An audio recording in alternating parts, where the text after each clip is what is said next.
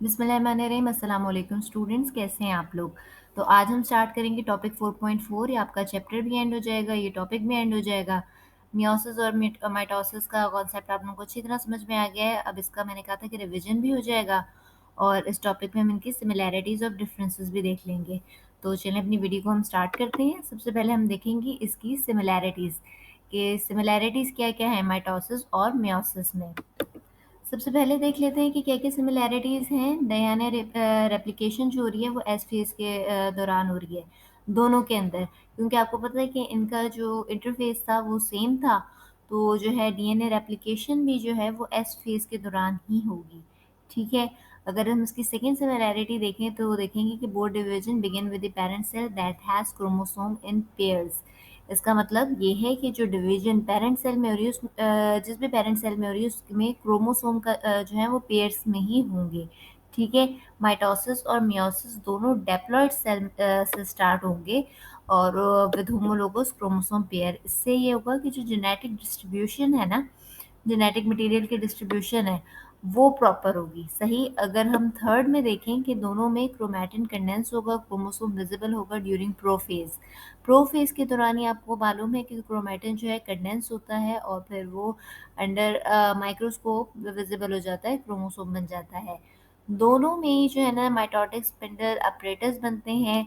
इस प्रोसेस में spindle forms spindle fibre बनती हैं सेंट्रोसोम से। ये फाइबर अटैच होती हैं और अटैच होती हैं और पुल करती हैं क्रोमैटिड को, ताकि जो है प्रॉपर डिस्ट्रीब्यूशन हो सके डॉटर सेल्स में इन क्रोमैटिड्स की, सही। माइटोसिस इसमें जो है आपके पास प्रोफेज है, एनाफेज है। दोनों में जो है ना प्रोफेज भी होगा, मेटाफेज भी होगा, एनाफेज भी होगा और टेलोफेज भी होगा। प्रोफेज में आप लोग जानते हैं कि क्रोमोसोम कंडेंस होते हैं, स्पिंडल फॉर्म्स स्पिंडल फाइबर बनती हैं। मेटाफेज में ये होता है कि क्रोमोसोम जो है लाइन अप हो जाती हैं सेल के सेंटर में। एनाफेज में क्रोमोसोम या क्रोमैटिड जिन्हें कह लें वो पुल अपार्ट हो जाते हैं। टेलोफेज में न्यूक्लियर मेम्ब्रेन जो है रिफॉर्म होती है अराउंड सेपरेट सेट्स और सिस्टर क्रोमैटिड जो है सेपरेट आउट हो जाती हैं, ठीक है। और इसके बाद अच्छा टेलोफेज के बाद ये सिस्टर क्रोमैटिड सेपरेट हो जाती हैं। दोनों में ही होती हैं, माइटोसिस में भी होती हैं, मियोसिस में भी होती हैं, सही। सिस्टर क्रोमैटिड जो है वो हमेशा जो है एनाफेज के दौरान कैसे कहते हैं सेपरेट आउट होंगी। इसके बाद ठीक है साइटोकाइनेसिस होगा।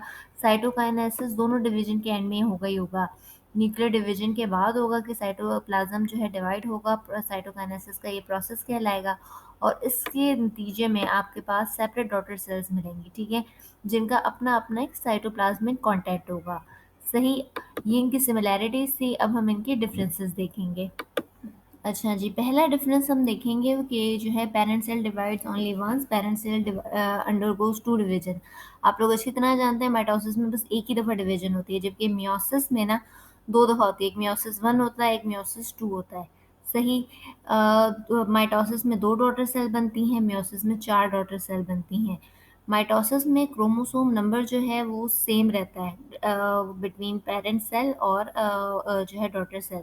क्रोमोसोम नंबर इसमें हाफ हो जाता है, जाहिर सी बात है उसमें 2 डॉटर सेल बन रहे हैं तो क्रोमोसोम नंबर सेम होता है, क्रोमोसोम नंबर सेम होगा। इसमें 4 डॉटर सेल बन रहे हैं तो chromosome number as compare to parent cell half हो जाएगा।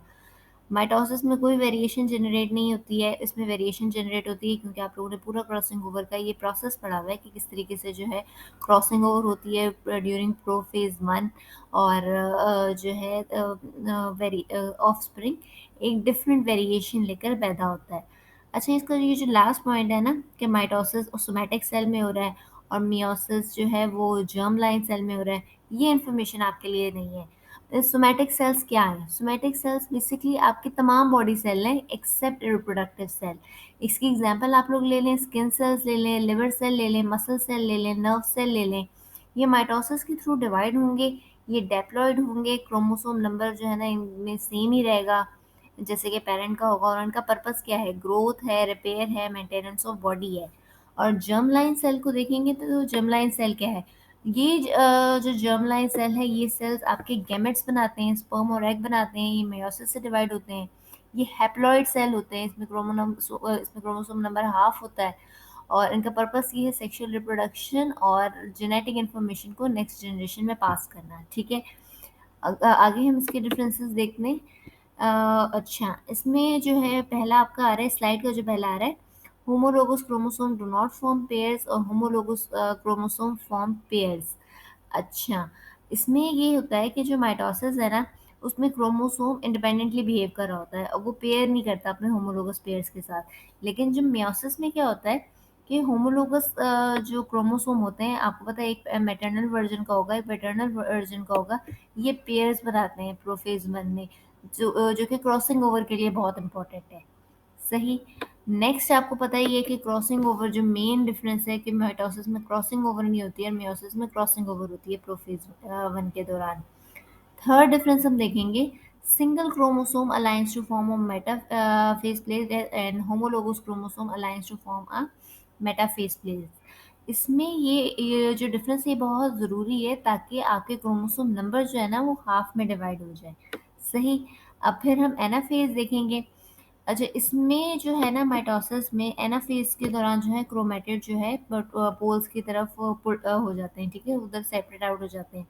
इसमें ये प्रोसेस होता है एनाफेज वन के दौरान, कि एनाफेज वन के दौरान जो है क्रोमोसोम पुल टुवर्ड्स होते हैं पोल्स की तरफ। सही। अच्छा, नेक्स्ट हम इसका और उसके बाद जो है माइटोसिस में सिस्टर क्रोमेटिड जो है वो हर क्रोमोसोम की वो सेपरेट होती हैं और जो है पुलटवर्ड्स हो जाती हैं। मियोसिस वन में तो पूरा होमोलोगस क्रोमोसोम ही जो है ना जो है वो पुल अपार्ट हो जाता है। सही। अच्छा, ये जो माइटोसिस है अगेन ये सोमैटिक सेल्स के लिए है, तो ये ग्रोथ डेवलपमेंट और मल्टी सेलुलर ऑर्गेनिज्म की मेंटेनेंस के लिए है। और जो मियोसिस है वो गेमेट्स की प्रोडक्शन के लिए है एनिमल्स में, स्पोर्स में, ताकि सेक्सुअल रिप्रोडक्शन हो सके। यहाँ पर आपका ये टॉपिक भी एंड हो गया है, चैप्टर भी एंड हो गया है। एक्सरसाइज का हम क्वेश्चन देख लेते हैं कि कौन सा ऐसा इवेंट है जो कि मियोसिस में के लिए यूनिक है लेकिन माइटोसिस के लिए नहीं है। वो डीएनए रेप्लिकेशन है, वो क्रोमोसोम अलाइनमेंट है, क्रॉसिंग ओवर है, या फिर न्यूक्लियर डिवीजन है। सही। आप लोग इसका आंसर मुझे कमेंट सेक्शन में देंगे और अगर इसको एक्सप्लेन करेंगे तो मुझे ज़्यादा खुशी होगी। अच्छा, तो स्टूडेंट्स आप लोगों का ये टॉपिक एंड हुआ। होप आप लोगों की अंडरस्टैंडिंग डेवलप होगी। आप लोगों को ये वीडियो अच्छी लगी है तो इसको लाइक करें, चैनल्स को सब्सक्राइब करें। यहाँ पर आपके पास इंशाल्लाह बटन आ रहा होगा, तो उसको सब्सक्राइब कर लो बेटा, और मेहनत करते रहो। और हम भी मेहनत कर रहे हैं, तो अगर आप लोग कमेंट करोगे, लाइक करोगे तो हमें बड़ी खुशी होगी। ठीक है, थैंक यू सो मच। अल्लाह हाफिज़।